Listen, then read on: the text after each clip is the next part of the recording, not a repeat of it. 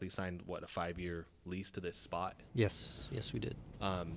Does that kind of weigh on you guys? Have you assessed? Is it slightly terrifying? Yes, it's slightly terrifying. All right, so we're back for episode 2 of Styrka, and if you've been following along, we're covering the Jim, our buddy Mike, and his wife Vanessa Doolittle are creating, and we're covering the process of starting a small business right here in Tulsa, Oklahoma. So we've both been following this since, like, I wouldn't say since conception, but definitely from the time that Mike kind of went public with the concept that he was going to be launching a gym. So for this episode, we're moving into what the risks are going to be. I mean, we've set up the premise, who Mike and who his wife are, but we actually got to talk with Vanessa also. So I thought that was a really good interview. Yeah, that was a really, really good interview. So we get to hear from her and her side of that, because we've already heard Mike's story as far as his business partner dropping out and all of that, but there is that other side to it. They both seem ridiculously optimistic. Yes, they are highly confident, I will say that. And I mentioned in the original episode, I mean, it's kind of making me nervous as an outsider. I know that they're confident, but it is making me nervous as an outsider. But you got to ask yourself, like, what else could you do now at this point? Yeah, and I pointed out too, I would make the same move as them. Like, I don't think this is a dumb move on their part at all. Well, and we discussed, and obviously we covered this a little bit in the interview with Vanessa, but whenever we had spoken, we thought that, some of the personal loans and stuff, that maybe that was just personal savings that they hadn't actually prepared, but they said that they had actually. And we're going to cover that in this episode. We actually got to get more in-depth information that we didn't know originally, which kind of changed some things for our perspective. Sure. So, and I think a lot of people listening are going to. I think for the most part, a lot of people who are listening to this have never even considered starting their own business before. Yeah. So a lot of this information is coming at them, and they're like, "Well, I never even would have thought about that." Yeah, and I think it's unique that it's a married couple doing business together in this. So I want you to sit back, relax, and we're going to get into the episode covering risk and Vanessa and her side of all this. So I want to start things off first with introductions. My name is Vanessa Thompson, and I am wedded to Michael Doolittle. And we have been that way for a little over a year now.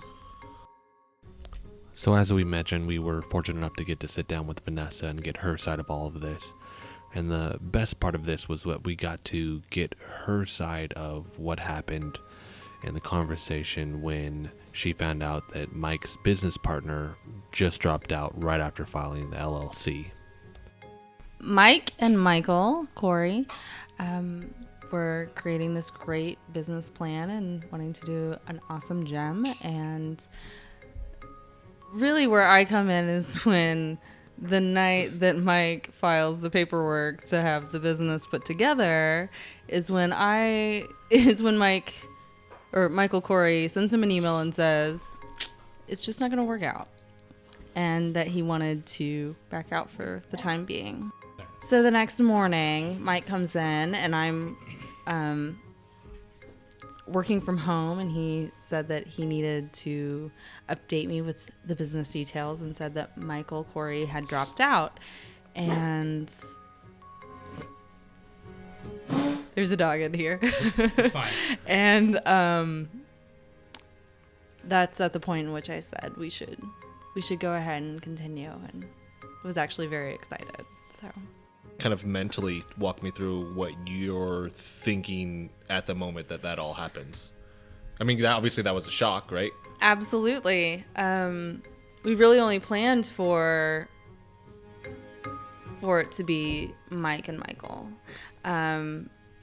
So it was quite a shock, but it was also kind of an exciting time because I had been really quiet and I hadn't been able to give my 2 cents just for the sake of their partnership. So I was actually kind of excited to be able to be a part of it.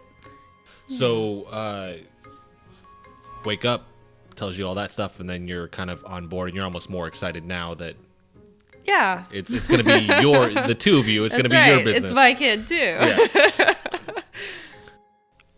Sitting there talking with Vanessa, I could pick up on how truly excited she was to be a part of this business venture. Vanessa doesn't have a background in the fitness industry. As a matter of fact, her current job is quite different from the fitness industry. I am a implementation and training specialist for Cengage. So I sell software products for the textbook industry. Even though this is Vanessa's current occupation, she hopes to one day make Styrka her full-time job, like any entrepreneur.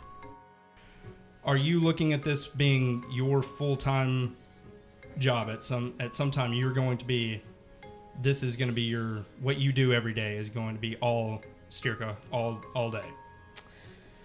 Maybe sometime in the future, but for now, it's really important for me to keep my full-time job, because that's where the emergency income is coming from when we need something or. So I'm talking perfect. Perfect vision. Ideal, perfect vision. Oh yeah, absolutely. Okay. Although this is a new startup for Mike and Vanessa, they have big plans for the future. We've talked about becoming serial entrepreneurs at some point where we make it, our livelihood on having several different businesses and Styrka being the flagship business.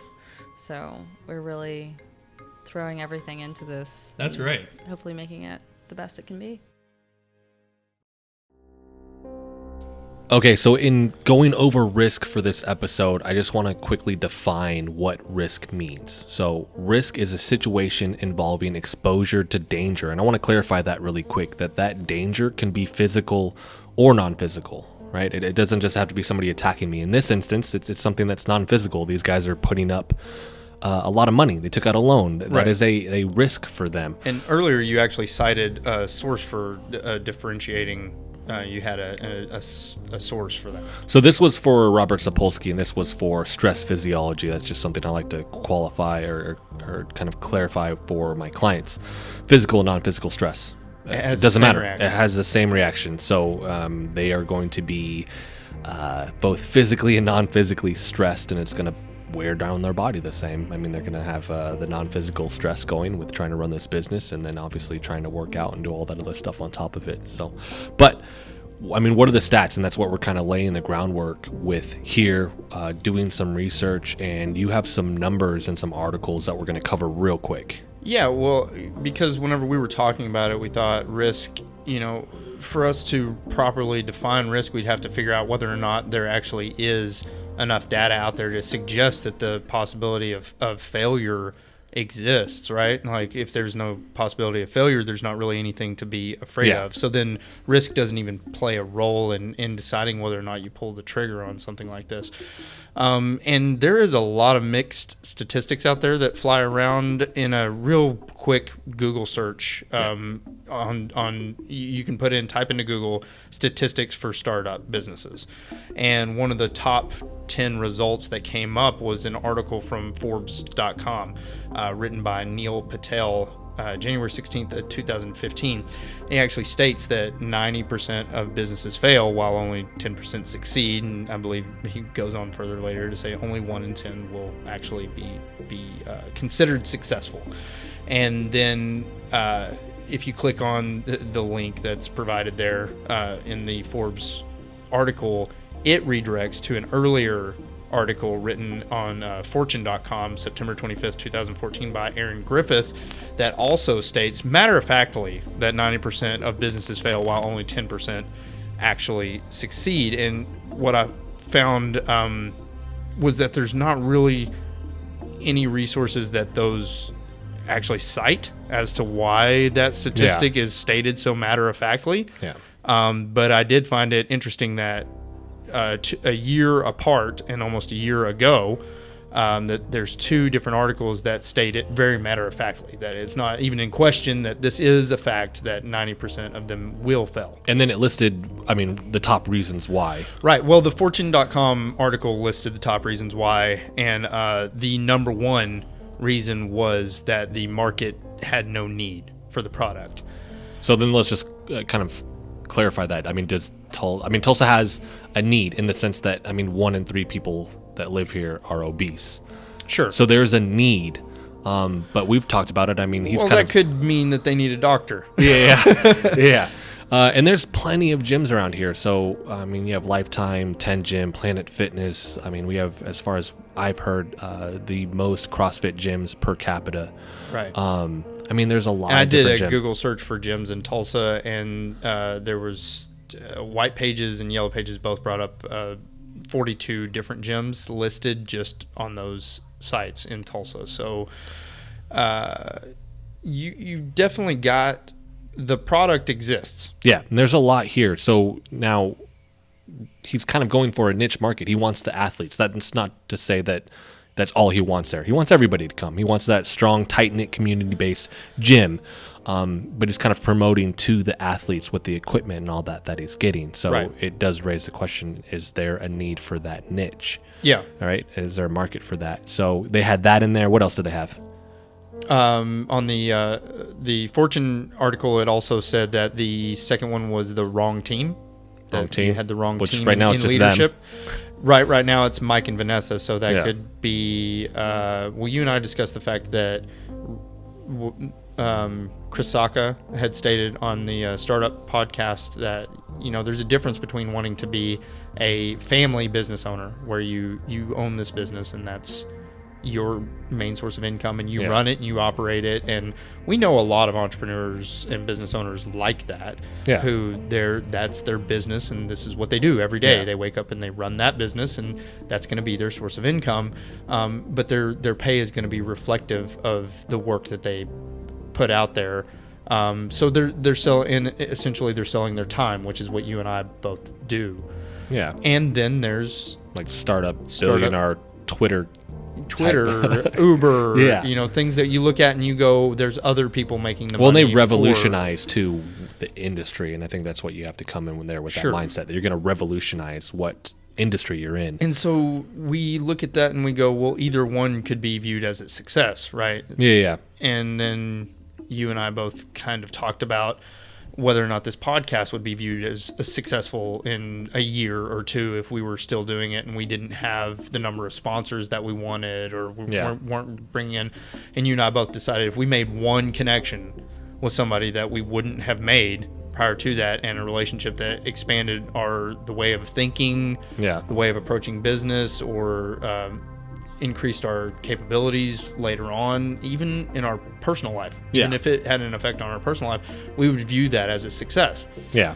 With little to no investment. And that's the other thing, Right. too. Yeah. I mean, we invest a little bit of time, a little bit of money, not to the degree that Mike and Not Vanessa. to the Yeah. degree. And at that's the all. other thing is trying to kind of quantify. I mean, what's success going to mean to them? And we've kind of been talking about, I mean, for them, I mean, they could be there 5 years, still making the same amount. But the fact that it's theirs, I mean, it's their It's facility. theirs and it exists. And it still. exists. So I think that at least that's kind of the vibe. They do want to expand and they want to do all these things, but I think if it's still doing that, if it's still like this family type business, that is success for them. And you got to ask yourself, like, if that's the case, and it seems like that you and I both kind of lean toward that being the case. Yes. Like, although we would want to see them thrive and explode and just go big, Yeah. real big expansion. You and I both kind of look at it and go, chances are the best that this is going to be is theirs. Yeah. And that's probably something that you and I looking at, we would go, I don't know that it'd be worth it for me, Yeah. I don't know. Yeah. but if it's worth it for them, then that's success. Yeah. And you can't really thumb your nose at that, Yeah. especially if you don't own something that's your own. Yeah. And I want to clarify too that just the stats that we've kind of gone over, you mentioned this before, a Time article where you actually have a better chance of starting a small business in Tulsa. So yeah, that's definitely something that we haven't really touched on. We probably should have touched on that whenever we were talking about statistics. Is that there was a New York Times article that actually put Tulsa as the number one city in the U.S., not top 10, the number one city in the U.S. for young entrepreneurs to start a business in. Yeah. So that being said, that these statistics that say 90% of all businesses fail, That's in a climate of the most successful startup businesses for young entrepreneurs in the country. So if 90% are failing nationally, that means that Tulsa, being the best environment, is probably a lot less. Like, I wouldn't even speculate at the numbers, but that's the hard part. Like, there's so much information out there. We don't know, but let's lay out the risks. I mean, if this thing could fail, he might not get enough members, right? It might be too niche, right? His rent, although he said it's low, maybe he's not actually evaluating the amount of cost he's going to have with towels and providing all of the services. Yeah, so I think there's I all these actually things in there. misspoke and quoted that the Fortune article said the second biggest cause for failure was team, but I think it was actually cash flow. Yeah. I think they ran out of cash too fast, and then the third one was the team. Again, I'm talking. I could be misquoting the article, but I know it was in the top 5 that cash flow was a big deal. So you have to. It's actually it's essential. It's imperative for him to hit the type of numbers that he's, and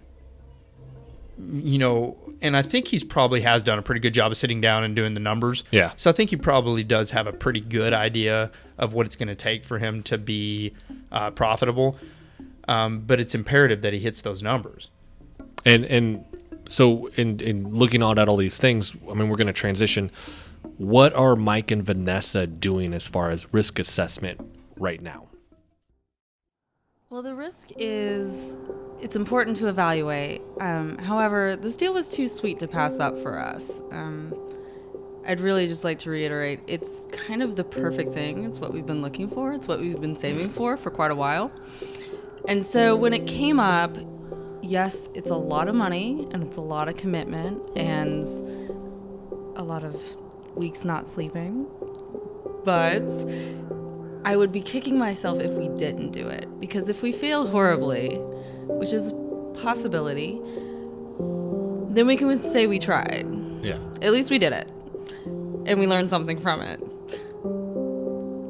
But if we didn't do it, I think I would be far more upset with myself and Michael for not pushing ourselves as hard as we can to do something amazing, even if the risk is pretty high.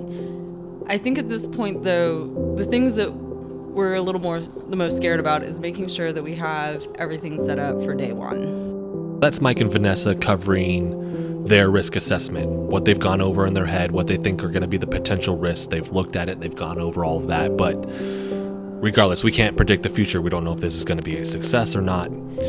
And we've gone over all these stats. At the end of the day, they're either going to make it or they're not. And if they don't make it, they don't have the luxury of walking away. We had that with the warehouse, but they don't have that. There is going to be a loan following them. And with that loan following that, I mean, it's going to be hard. They may be facing some rough times. If it goes under, you don't just walk away. That's not how it goes down. No. There's more that goes into that. Is that slightly terrifying or scary? A little bit. Yeah. Absolutely. You are putting your heart and soul into something, and especially your money, and you really try to make sure it works out and make it amazing. But at the end of the day, if it doesn't work out, you have to be strong enough to also say, this is my line, and I have to walk away. Otherwise, it's going to drag me down. Yeah, and what we kind of talked about too is that, in all this talk about, well, you could view this as a success if you just have the doors open after 5 years, this and that. We're talking about ultimately, if they're not able to make ends meet to where they can plainly see that they're not going to be able to afford the lease space, the utilities, the consumable products like soap and bottled water and soap for towels and barbells being broken and different things like that they're having to replace all the time, constantly cleaning solutions, all these things, tax preparation, these things that they may or may not have thought of, and the loans on the equipment themselves. If it does look like that, and it does look like they're going to go under, then that's a failure in the fact that now we have to pay back a loan and we don't have a business to do that with. So that's what we're talking about in actually defining fail. At this point, yes. Yeah, if it goes under that, that would be them now having. And that's the biggest risk I see for them is that That's if it goes the under, big one, right? That's going to follow them, and it's hard. I mean, I've talked about this. I have student loans I have to pay, but the way it's paid out is different. If their business goes under, that thing's coming after them really hard and really quick. I mean, they're going to have to pay this big amount every month. And we've talked about something else that we want to address here, and that's time. I mean, Vanessa works full time. So have they thought about that? Have they thought about the amount of time that's going to go into this? You expect you're going to be putting in at the gym on a regular basis? All of my spare time. All of your spare time? All of it. Everything. I'm thinking probably, especially in the beginning, probably 15 to 20 hours a week. I mean, it's going to be a lot. It's going to be an extra job. Right now, even if they're very confident and very sure of the plan and the path, in the back of their minds, there's things that are going to begin to accumulate and weigh on them. I know this because I've been through a similar situation, and a lot of people know about the warehouse and different things. The things that people don't think about and they don't see are the times that you begin coming home late because you're having to do everything yourself. Time management, constantly people wanting and needing your time, things that go wrong throughout the day, like a bunch of customers and people complaining because the door locks didn't work properly that day, and so you spend time on the phone with the computer tech, and the computer tech tells you, well, yeah, I'm sorry, you're going to have to pay for that for us to come out the next day. And you look at the budget and you go, well, we didn't factor in those expenses for this month. And then you go in and somebody's broken 2 barbells and somebody walked off with some dumbbells, and so you're checking the video cameras, and then all of a sudden, another computer problem. Video cameras didn't catch that portion because they were positioned in just the right way, or somebody tilted a camera. And that's just that, by the way, because you're looking at towels, you're looking at water, you're looking at cleaning, you're looking at books. Right. Yes, and they've talked about the fact that they want to automate a lot of that. Sure. And I think that's, there's companies out there like Centus and different things that bring in towels that have been laundered for you, and they even bring in uniforms and different stuff. Yeah. There are places out there that will, they'll bring in the water and change out the water and the water cooler and different stuff, but that's all expenses. And I remember, you remember at the warehouse, like, we couldn't keep up with the demands of water. And I would be contacting the water company. I'd be like, I'm out of water. Yeah. And then the very next week we would have 3 extra bottles sitting there, and the water guy's like, do you need me to come next week? And it's like, I don't know, man. I don't know what's going on. I don't know. And then, you have needs arise, like, we figure out that we can't clean the mats fast enough to keep up with the classes and to keep up with the traffic. So we end up having to buy a steamer. And there's always some sort of always something that needs to be addressed, and that carries home. You don't leave that at the gym. You now own the business, so that goes home with you. Right. And it's something that we've talked about, and we did talk with them about. I mean, one, you have to sleep. That's the number one thing. You can't start missing out on sleep. And you can't. Just can't whenever do you it. start up a business, you don't sleep. Yeah, you don't. You don't. You need started it, and you have to have it. And the second thing, and this is honestly the biggest factor for me, can you put your life on hold? Can they do that? Are they willing to do that, and can they do that? Because that's what's going to happen. They have this new baby that they're taking care of, and that's their business. That's their startup. And in order for that startup to launch, a few things still need to happen. So I've got a few questions. Number one, what still has to happen before you're able to launch? Well, several things. So we're all here at the gym now. Right. And looking around, it's empty. It's empty. Mm-hmm. So what exactly needs to happen for Styrka to launch? Check back in a couple weeks with us for episode number 3. The things that we're the most scared about is making sure that we have everything set up for day one. Yeah. And we're still aiming for January? Mm-hmm. Yeah. Yeah. Do we have an official date? January 15th is what we're shooting for. For the family side? Is that a Vanessa, you said okay, like that was the first time you heard that concrete date. I knew it was around there. I just wasn't 100% sure. You didn't know it was that certain. we were gonna have. I know we're gonna have some soft rollouts, but as far as a full-fledged date, we've kicked some ideas around. But the 15th is perfect.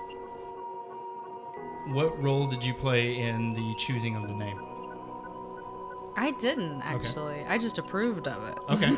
And what was that conversation like? Well, we've been throwing names back and forth, and I know Michael Corey had a couple that I really liked as well. Hold on. Throw out some because we haven't heard any. There was Right. one that was like Ascend. See, I got it wrong. It sounds very Tulsa, actually. I was gonna have a picture of Jesus. Bench pressing. The other name that he pitched was Trinity. Yeah. Because he was approaching it from the mindset of he like the 3 big lifts, bench, squat, and deadlift. Yeah. It's going to be a gym that's very conducive to that kind of training.